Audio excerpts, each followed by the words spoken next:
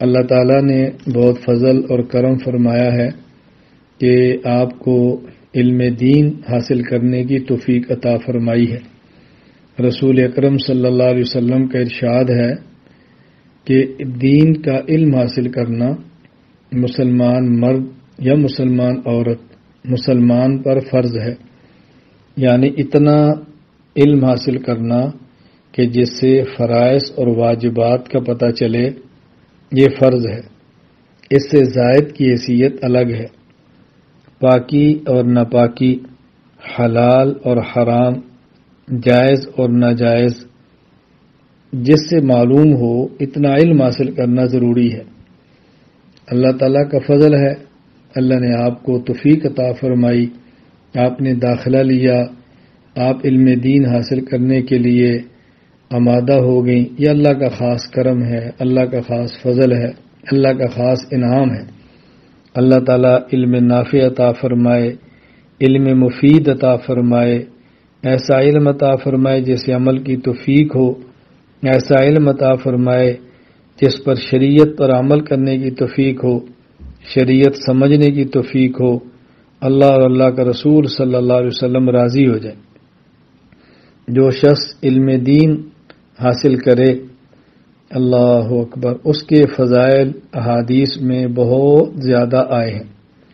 سب سے بڑی اور اہم بات یہ ہے کہ یہ دین کا علم وہ ہے کہ جس کی نسبت اللہ جل جلالہ کی طرف ہے، اس کی نسبت رسول اکرم صلی اللہ علیہ وسلم کی مبارک، مقدس، منزہ، مطہر، پاکیزہ ذات مبارکہ کی طرف۔ کتنا خوش قسمت وہ شخص، کتنا مبارک وہ شخص کہ جو اس علم کو حاصل کرے جس کی نسبت اللہ جل جلالہ اور رسول اکرم صلی اللہ علیہ وسلم کی طرف ہے۔ مبارکباد کی مستحق ہیں ہماری مائیں، بہنیں اور بیٹیاں جو علم دین حاصل کر رہی ہیں۔ اور دیکھو، علم دین حاصل کرنا ہے ہم نے عمر کے ہر حصے میں، بچپن میں، جوانی میں، بڑھاپے میں۔ اگر کسی کی عمر کم ہے تو بہت اچھا، درمیانی ہے تو بہت اچھا، آخری عمر ہے تو بہت اچھا۔ بس یہ نیت کر لیں کہ ہم نے دین پڑھتے پڑھتے دنیا سے جانا ہے، علم حاصل کرتے کرتے دنیا سے جانا ہے۔ اگر کوئی قرآن کریم حفظ کرنے کی نیت سے قاعدہ پڑھے، ناظرے پڑھے، چند دن بعد دنیا سے رخصت ہو جائے، اللہ قیامت کے دن اس کو حفاظ کے ساتھ کھڑا کریں گے۔